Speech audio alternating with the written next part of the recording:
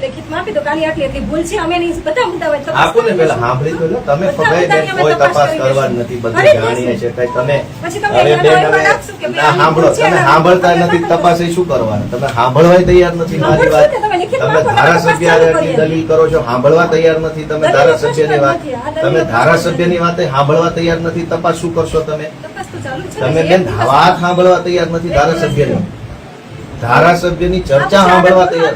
આ તો સાંભળો પેલા, આખી વાતને સમજો. બધું તપાસ અરજી અમે જાણીએ જ છે. મેં પોલીસમાં નોકરી કરી, કેવી તપાસો થાય છે બધું અમે જાણીએ જ છે. કોઈ એ અમારા ખેડૂતો અભણ છે, હું થોડો અભણ છું. હા, બિલકુલ. ઇલેક્ટ્રિક ઇન્સ્પેક્ટરે કોઈ વીજળીની ઘટના બને એટલે તાત્કાલિક વહેલામાં વહેલી તકે ત્યાં જવું જોઈએ અને પંચનામું કરવું જોઈએ અને લખવું જોઈએ કે આમાં શું શું ફોલ્ટ હતો. અત્યારે શું થયું કે આ ઘટનાને 24 કલાક ઉપર થવા આવ્યા, ઇલેક્ટ્રિક ઇન્સ્પેક્ટર હજુ સ્થળ ઉપર આવેલ નથી, પંચનામું ઇલેક્ટ્રિક ઇન્સ્પેક્ટરે કર્યું નથી. બીજી વાત કે વીજળી વિભાગે ત્યાં બધું નવું નાખી દીધું.